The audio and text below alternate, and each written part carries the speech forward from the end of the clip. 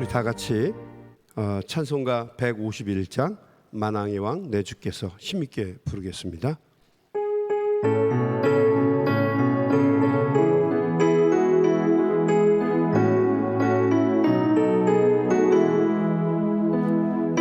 만왕의 왕 내 주께서 왜 고초당했나 이 벌레 같은 날 위해 그 보혈을 흘렸네. 십자가 내가 처음 볼 때에 나의 맘에 큰 고통 사라져. 오늘 믿고서 내는 밝았네. 참 내 기쁨 영원하도다. 주 십자가 못 박힘은 속죄함만인가. 그 긍휼함과 그 은혜 말할 수 없도다. 십자가 내가 처음 볼 때에 나의 맘에 큰 고통 사라져. 오늘 믿고서 내는 밝았네. 참 내 기쁨 영원하도다. 늘어도 그 큰 은혜 다 갚을 수 없네. 나 주님께 몸 바쳐서 주의 일 힘쓰리. 십자가 내가 처음 볼 때에 나의 맘에 큰 고통 사라져. 오늘 믿고서 내는 밝았네. 참 내 기쁨 영원하도다.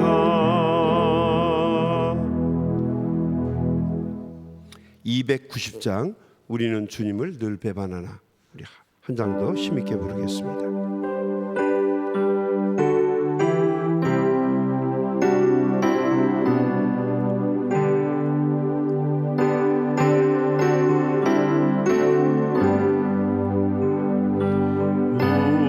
우리는 주님을 늘 배반하나.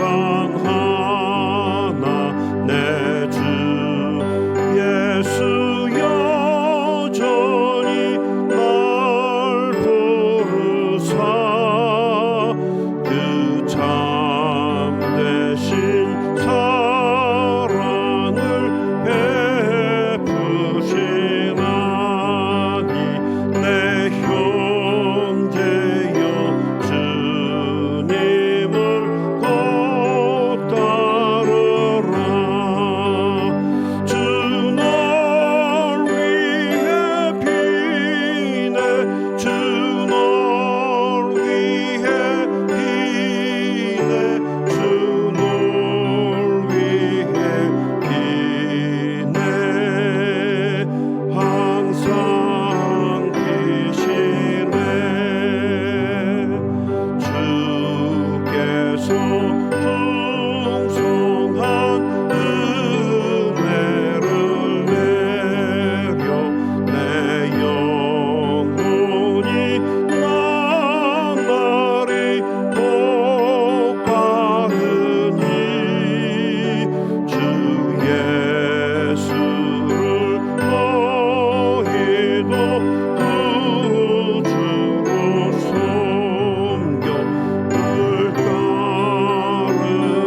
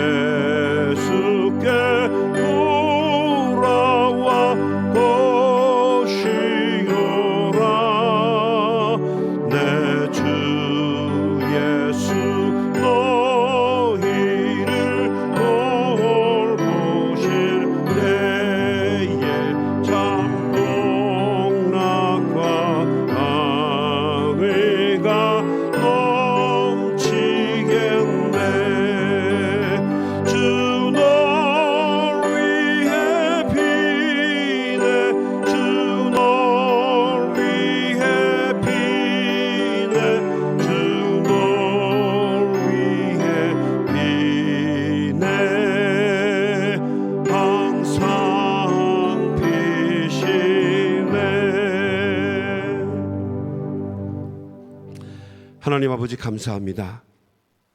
오늘도 저희들 사순절 두 번째 날을 맞습니다. 하나님의 성전에 모여서 주님을 예배하고 또 줌으로 주님을 예배할 때에 주님, 우리 귀한 종들의 예배를 기뻐 받으시고 또 우리의 마음과 중심이 주님을 향하는 귀하고 복된 아침이 될 수 있도록 인도하여 주시옵소서. 부족한 종이 하나님의 귀한 말씀을 증거할 때도 주님 함께 하셔서 말씀을 통해 전하는 사람이나 듣는 분들이나 깨달음과 은혜가 있는 귀한 아침이 되도록 인도하여 주시옵소서. 예수님의 이름으로 간절히 기도드리옵나이다. 아멘. 아멘. 오늘 우리에게 주시는 하나님의 귀한 말씀은 마가복음 14장입니다. 14장 43절에서 52절까지의 말씀, 우리 한 절씩 돌아가면서 교독하도록 하겠습니다. 예수께서 말씀하실 때에 곧 12 중에 하나인 유다가 왔는데 대제사장들과 서기관들과 장로들에게서 파송된 무리가 검과 몽치를 가지고 그와 함께 하였더라. 예수를 파는 자가 이미 그들과 군호를 짜 이르되 내가 입맞추는 자가 그이니 그를 잡아 단단히 끌어가라 하였는지라. 이에 와서 곧 예수께 나와 랍비여 하고 입을 맞추니 그들이 예수께 손을 내어 잡거늘 곁에 서 있는 자 중에 한 사람이 칼을 빼어 대제사장의 종을 쳐 그 귀를 떨어뜨리니라. 예수께서 무리에게 말씀하여 이르시되 너희가 강도를 잡는 것 같이 검과 몽치를 가지고 나를 잡으러 나왔느냐? 내가 날마다 너희와 함께 성전에 있으면서 가르쳤으되 너희가 나를 잡지 아니하였도다. 그러나 이는 성경을 이루려 함이니라 하시더라. 제자들이 다 예수를 버리고 도망하니라. 한 청년이 벗은 몸에 배 혼이불을 두르고 예수를 따라가다가 무리에게 잡힘에 배 혼이불을 버리고 벗은 몸으로 도망하니라. 아멘. 아멘. 이제 십자가를 향한 예수님의 발걸음이 본격화되었습니다. 예수님께서는 습관을 쫓아 감람산 겟세마네 동산에 가셔서 제자들을 데리고 가셔서 기도에 아주 절실하게 기도에 매진하고 계셨습니다. 그때 예수님을 팔아 넘기기로 작정한 배신자 가룟 유다가 제사장들과 또 서기관들 그리고 장로들로부터 보냄을 받은 성전 경비대 병사들과 함께 예수님을 붙잡으려고 왔습니다. 유다는 미리 약속한 대로 신호를 보내서 예수님께 다가가서 배신의 입맞춤을 하게 됩니다. 예수님의 얼굴을 알지 못하는 또 그리고 밤이니까 어두웠겠죠. 누구인지 알지 못하는 병사들에게 예수님이 누구인지 알려주기로 신호를 보내기로 한 것이죠. 45절 말씀입니다. 이에 와서 곧 예수께 나와 랍비여 하고 입을 맞추었다. 여기 참 서글픈 단어가 유다의 입술을 통해서 흘러나오게 됩니다. 유다는 예수님을 하나님의 아들, 그리스도, 메시아라고 그렇게 칭하는 것이 아니에요. 이제 더 이상 예수님을 메시아라고 부르지 않습니다. 그냥 평범하게 랍비어라고 하는 말로 쓰고 있죠. 선생님이라고 부르고 있습니다. 선생님이라는 말을 통해서 거리감을 유지합니다. 그래야 유다의 마음이 죄책감에서 조금이라도 자유로울 수 있기 때문이죠. 항상 배신은 거리감을 두는 데서 일어나게 됩니다. 병사들은 검과 쇠뭉치를 가지고 와서 팀을 짭니다. 군호를 짜죠. 싸움하는 쪽, 체포하는 쪽, 또 예수님을 연행하는 쪽, 이런 식으로 군호를 짜서 예수님을 붙잡게 됩니다. 자, 그러자 예수님의 제자 중에 한 사람, 요한복음에서는 이 사람을 베드로라고 이렇게 지칭하고 있습니다. 예수님이 곁에 있던 제자 중에 한 사람이 성전 경비대 병사 중에 한 사람의 귀를 자신의 품 안에 있던 칼을 꺼내서 떨어뜨리게 됩니다. 그리고 요한복음은 이 귀가 잘린 성전 수비대에 병사의 이름이 말고라고 우리에게 알려주고 있죠. 47절 말씀.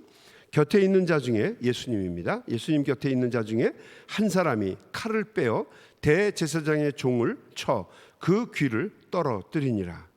자, 아수라장이 되자 예수님께서는 병사들을 향해 왜 당신께서 밝은 날에 성전에서 사람들에게 하나님의 말씀을 전할 때는 체포하지 않았다가 이 한밤중에 마치 강도를 잡는 것처럼 칼과 쇠뭉치를 가지고 와서 나를 잡느냐라고 이렇게 이야기를 하셨죠. 그리고 순순히 그들을 따라서 성전으로 가셨습니다. 예수님께서 그렇게 하신 이유는 그것이 바로 하나님의 뜻이었고 성전에 미리 말씀된, 성전에 미리 예견된 하나님의 뜻이었기 때문에 예수님은 아무 저항하지 않고 그대로 따라가셨어요. 49절입니다. 그러나 이는 성경을 이루려 함이니라 하시더라. 예견된 하나님의 뜻이었기 때문에 예수님은 그냥 묵묵히 순종하며 나아가신 것입니다. 그리고 참으로 서글프게도 우리가 며칠 전에 말씀을 나누었던 것처럼 예수님께서 제자들에게 미리 말씀하셨던 또 예언하셨던 그대로 배반이 한 사람이 아니고 모든 사람의 배반이 일어나게 됩니다. 50절 말씀. 제자들이 다 예수를 버리고 도망하니라. 굉장히 서글픈 표현이죠. 제자들이 다 예수를 버리고 도망하였다. 다른 말로 표현하면 뭐가 있을까요? 예수를 넘겨준 거죠. 그리고 자기들의 마음속에 자기들의 생명을 부지하려고 한 거예요. 며칠 전에 그들이 특별히 베드로를 필두로 해서 제자들이 다 같이 한 목소리로 했던 이야기가 무엇입니까? 설령 죽을지라도 우리가 죽는 한이 있더라도 우리는 주님을 배신하지 않을 것이고 끝까지 주님을 따르겠습니다. 베드로가 그렇게 얘기를 했죠. 자, 그러자 같이 있었던 모든 제자들이 똑같이 다짐을 했죠. 우리는 죽을 때까지 끝까지 당신을 따르겠습니다. 그런데 너무도 무기력하게 공권력 앞에 총칼 앞에 모두 다 예수를 등지고 그들은 도망칠 수밖에 없었습니다. 다 나름대로 이유가 있겠죠. 정당화할 수 있는 말을 하겠죠. 그렇다고 우리까지 다 죽을 수는 없지 않습니까? 라든지 산 사람은 뭐예요? 그렇지. 산 사람은 살아야 하지 않겠습니까? 집에 있는 가족들도 생각해야죠. 또 그 중에는 이렇게 말하는 사람도 있었을지 몰라요. 우리라도 살아서 하나님의 뜻을 이루어야 되지 않겠습니까? 여러 가지 핑계를 대면서 여러 가지 변명들을 대면서 그들은 자신들의 배신을 정당화할 수 있는 방법을 찾았겠죠. 여러분, 배신은 항상 언제나 그런 방식으로 일어납니다. 이 배신이라고 하는 말은 한문으로 보면 등배자예요. 등배자에 믿을 신자입니다. 어떤 사람은 등에다 칼을 꽂는 거다라고 얘기하는데 그렇게 얘기하지 않더라도 배신은 믿음에 등 돌리는 행위입니다. 믿음에 등 돌리는 행위. 그러려고 하면 여러 가지 힘든 일이 있겠죠. 자신들에게 처해 있는 상황을 정당화하는 방법도 있을 것이고 또 그리고 양심을 먼저 닫아야 되겠죠. 아무튼 배신을 하기 위해서는 여러 가지 타협이 필요합니다. 배신이 힘들고 고통스러운 이유는 그것이 언제나 믿었던 사람에게서 일어나기 때문이죠. 배신은 믿었던 사람에게서 일어나지 지나가던 옆집 아저씨가 와서 배신하지 않습니다. 모르는 생판 모르는 여자가 와서 배신하지 않아요. 믿었던 사람, 자신의 모든 것을 함께 했던 사람들이 등을 돌리기 때문에 항상 배신은 아프고 고통스러웠던 거죠. 그래서 사람들은 배신을 인류 최악의 죄악으로 간주합니다. 어떤 말을 하든 어떤 변명을 하든 항상 배신은 항상 최악의 죄악으로 사람들은 간주했어요. 라 디비나 코메디아라고 하는 책이 있죠. 그 단테라고 하는 사람이 쓴 신곡이에요. 라 디비나 코메디아라고 하는 책이죠. 이 단테의 신곡에 보게 되면 여행자 한 사람이 나오는데 그 여행자의 이름이 이 단테하고 똑같아요. 단테라고 하는 여행자가 여행을 하는데 지옥, 연옥, 천국 이 세 군데를 이게 여행하는 장면이에요. 혼자 여행을 못하죠. 어떤 영적인 존재가 있어서 자신을 인도해 줘야 되지 않겠습니까? 그러니까 베르길리우스를 따라서 지옥을 가고, 그 다음에 베아트리제라고 하는 자신이 옛날에 사랑했던 여인, 그 여인의 손길을 잡고 천국인가요? 네, 천국을 또 경험하고, 베르나르두스라고 하는 예전의 사람이죠. 죽은 사람을 따라서 또 그 천국을, 그러니까 지옥, 연옥, 천국, 이 세 군데를 이렇게 여행을 하게 됩니다. 1300년대 초에 살았던 사람이 어떻게 이렇게 세밀하게 지옥과 연옥과 천국을 이렇게 묘사할 수 있는지 사람들이 섬뜩해하죠. 섬뜩해하기도 하고 놀라워하죠. 그래서 많은 사람들은 이 단테라고 하는 사람을 신을 접했던 사람이다. 또 어떤 사람은 실제로 천국과 지옥을 본 사람이다. 또 어떤 사람은 영매다, 무당이다라고 이야기하는 사람도 있어요. 그러니까 이 단테의 신곡은요, 한번 보면은 섬뜩할 정도로 내용이 아주 정밀하게 묘사되어 있고요. 1300년대 사람이라고, 뭐 지금은 더 심하게 묘사를 하겠지만 1300년대 사람이 어떻게 그렇게 그거를 이 각 그 지옥, 연옥, 천국에 있는 것을 직접 눈으로 본 것처럼 묘사할 수 있을까? 굉장히 놀라움을 금치 못하게 되죠. 굉장히 살벌하고 벌 받는 사람들이 엄청납니다. 그러니까 마음이 깨끗한 사람은 한번 지옥 편만 보더라도 야, 죄 짓지 말아야겠다라는 생각을 할 만큼 무섭습니다. 가장 충격적인 것은 지옥 편이에요. 지옥 편에는 살벌하게 그지없는 죄들이 있어요. 뭐 대충 얘기하면 이렇습니다. 지옥은요, 모두 9개의 지옥으로 있어요. 들어보셨죠? 9개의 지옥이 있습니다. 1층부터는 그래도 좀 가벼워요. 1층은 림보의 지옥이라고 그래요. 림보의 지옥, 변옥이라고도 부릅니다. 림보의 지옥. 여기는 어떤 사람들이 가나? 예수님 태어나기 전에 있었던 사람들. 이게 사실이 아니에요. 소설의 얘기입니다. 이걸 또 받아 적고 나서 이거 이렇게 간대라고 얘기하면 누가 그러냐 그러면 제가 한 게 아니고 단테의 신곡에 나오는 얘기예요. 1층은 변옥이라고 하는 림보의 지옥이고요.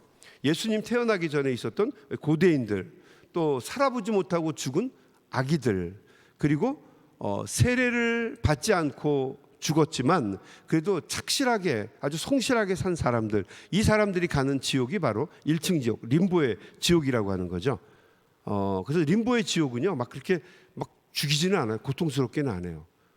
조용해요. 고요하고 좀 이렇게 그냥 마치 뭘 기다리는 것처럼 있는 게 림보의 지옥이에요. 이걸 뭐 자세하게 다 이야기할 시간은 안 되니까 뭐 대충 얘기하면, 또 대부분의 철학자들이 가는 지옥이 림보의 지옥입니다. 두 번째 지옥은요, 세욕의 지옥이에요. 세욕의 지옥. 세욕에 빠져서 간통을 저지른 사람들이 가는 지옥이 세욕의 지옥이에요. 여러분, 여기는 좀 살벌합니다. 뭐 대충 얘기하면 뭐 그렇습니다. 이렇게 한 바퀴 이렇게 돌아오는데요, 영원히 한 바퀴 돌아오는데, 그러면 칼을 가지고요 탁 쳐요. 그러면 이 뭡니까, 목 밑으로요 이 가랭이까지 쫙 찢어져요. 그럼 장기들이 다 빠져나옵니다. 한 바퀴 돌아가는데 막 뛰어오는데 너무 고통스럽죠. 뭐 장기가 나오는데 여러분 안 아프겠어요? 죽을 것 같은 고통으로 한 바퀴 돌아오고 나면 이게 또 답답하게 또 다 낫는 거예요. 돌아오는 동안에. 그럼 어떻게 해요? 또 칼로 또 탁 자르는 겁니다. 그러면 또 그냥 막 도는 거예요. 이거를 그냥 계속 반복하는 지옥이 바로 세욕의 지옥, 두 번째 지옥이래요. 그러니까 여러분 조심하세요. 세욕의 지옥이 그렇답니다. 세 번째는 폭식의 지옥입니다. 폭식의 지옥. 폭음과 폭식하는 욕망에 빠져 사는 사람들이 가는 지옥이 세 번째 지옥. 네 번째 지옥은 탐욕의 지옥입니다. 계속 이거하자 시간 다 보낼 수 없으니까요. 탐욕의 지옥. 이기적이고 욕심을 가지고 살아갔던 사람들이 가는 지옥. 다섯 번째 지옥은 분노의 지옥입니다. 자신의 감정을 억제하지 못하고 무서운 죄를 저지른 사람들, 연쇄 살인마 같은 사람들이 가는 지옥이 다섯 번째 지옥이에요. 얼마나 살벌한데요. 네. 여섯 번째 지옥은 이단의 지옥, 불신의 지옥이라고도 불리고요. 하나님을 믿지 않는 사람들, 다른 신을 섬기고 또 믿지 않은 사람들, 또 심지어는 다른 신조와 이단의 사상에 빠졌던 사람들이 가는 지옥이 여섯 번째 지옥, 이단의 지옥이라는 거죠. 그리고 일곱 번째 지옥은 폭력의 지옥입니다. 폭력을 저지른 사람들, 그래서 수많은 사람들에게 고통과 아픔과 생명을 빼앗는 일을 했던 사람이 가는 지옥이 일곱 번째 지옥, 폭력의 지옥이에요. 여기는 뭐 가보면 조폭, 뭐 일진, 뭐 이런 사람들이 가는 데래요. 8층 지옥은요, 사기의 지옥이라고 얘기하고요. 사기친 사람들, 말레볼시아라고 하는 사람들, 죄를 지은 사람들이 가는 지옥이 바로 그 사기의 지옥이고요. 여기는 사기치고 거짓말을 쳐서 사람들에게 돌이킬 수 없는 파멸로 인도했던 사람들, 이런 사람들이 가는 지옥이에요. 그리고 이 8번째 지옥은요, 10개의 구렁텅이가 있습니다. 그래서 10개의 구렁텅이에 빠져서 고통을 받는데 구렁텅이마다 여러분 살벌하기 이를 데 없어요. 10개의 구렁텅이에 빠져서 자기가 사기치고 남에게 고통을 주고 거짓말을 했던 대가를 그 구렁텅이에서 받게 됩니다. 살벌하죠. 그리고 제일 피크를 이루는 지옥이요, 9번째 지옥인데 여기는요, 배신한 자들이 가는 지옥이에요. 그러니까 이 단테의 시대에도요, 1300년대에도 이 배신이라고 하는 죄를 가장 아주 심각하게 다루었던 거죠. 여기에는요, 그 루시퍼라고 하는 그 지옥의 뭐라고 얘기하나요? 캡틴이라고 해야 되나요? 그 신이 다스리고 있는 곳이에요. 뭐 하데스라고도 하고 루시퍼라고도 표현하는데, 아무튼 그 지옥의 그 신이 직접 다스려요. 여기에는요, 아주 악한 배반의 죄를 지은 대표적인 무리들이 있습니다. 누가 있을까요? 브루투스, 카시오스, 그리고 가룟 유다와 같은 사람들이 있는 거예요. 그래서 자기에게, 그러니까 인류의 큰 돌이킬 수 없는 배신을 한 사람들을 루시퍼가 친히 고통을 주는 거죠. 국가와 가족과 친구와 스승과 은인을 배신한 사람들이 가는 지옥이 바로 제 9번째 지옥이라는 거죠. 연옥도 그렇게 층이 나눠져 있고요, 천국도 층이 나눠져 있습니다. 여러분이 한번 이 사순절 기간에 한번 꼭 보시기를 바랍니다. 아무튼 최고의 죄는요, 배신의 죄라고 사람들은 여겼어요. 그리고 이 배신의 죄는 하나로 끝나지 않고 배신은 계속해서 또 다른 배신을 낳게 됩니다. 유다의 배신은 이제 나머지 제자들의 등돌림이라고 하는 배신으로 이어지게 됩니다. 51절의 말씀입니다. 한 청년이 벗은 몸에 배 혼이불을 두르고 예수를 따라가다가 무리에게 잡히매 배 혼이불을 버리고 벗은 몸으로 도망하였다.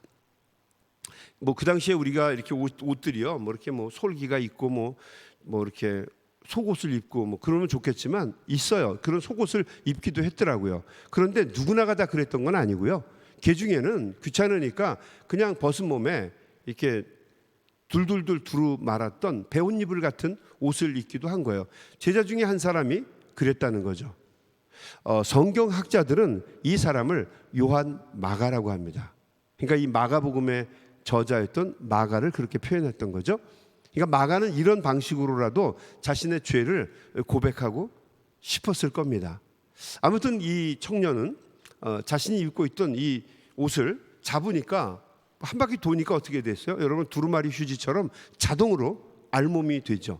자기 목숨 살리기 위해서, 구걸하기 위해서 그가 얼마 전까지 내 생명이 다하는 날이 있더라도 나는 부인하지 않고 예수님을 끝까지 따르겠습니다 고백했던 사람이지만, 결국 그는 자신의 모든 것을 벗어 던지고 배신의 길을 걸어가게 됩니다.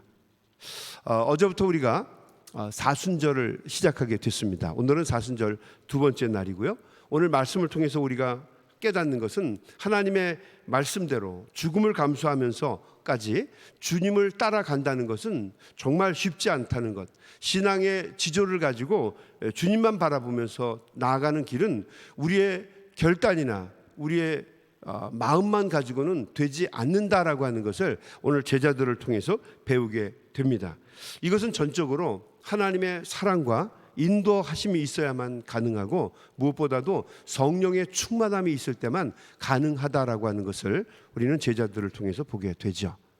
여러분, 성령의 충만이 사도행전에 열게 되면 곧바로 임하게 됩니다. 그리고 그들이 간절한 마음으로 하나님의 도우심과 은혜를 구하게 되었을 때 그들은 사도들의 길을 걸어가요. 반면에 어떤 인간의 마음과 인간의 결단으로는 결코 자신이 옳다고 생각하는 이 길도 걸어갈 수 없다라고 하는 것을, 배신의 길을 걸어갈 수밖에 없다는 것을, 그게 바로 우리 인간이라고 하는 것을 오늘 말씀을 통해서 우리는 깨닫게 되죠. 여러분, 오늘 아침에도 이 사순절 우리가 시작하면서 한번 하나님 앞에 간절한 마음으로 기도했으면 좋겠습니다. 우리가 하나님의 말씀과 하나님의 뜻 가운데 주님이 원하시는 길을 걸어갈 수 있도록 우리를 주님 인도해 주시고 우리의 마음과 생각을 굳건하게 해주시고 또 성령의 인도하심으로 성령 충만 속에 살아갈 수 있도록 주님 우리의 삶을 붙잡아 주시고 우리를 인도하여 주시옵소서. 저와 우리 모두의 기도가 될 수 있게 되기를 주님의 이름으로 간절히 축원합니다. 우리 한번 같이 기도하겠습니다. 하나님 아버지 감사합니다. 오늘도 귀한 말씀을 통해서 저희들이 많은 것을 배우고 깨닫습니다. 제자들이 겟세마네 동산에서 다짐했던 그들의 마음과는 달리 목숨보다 중요한 예수님을 등지고 배신하는 것을 저희들이 보았습니다. 주님, 우리가 인간인지라 자주 넘어지고 또 이 제자들의 모습이 바로 사실은 우리들의 모습임을 주님 앞에 고백합니다.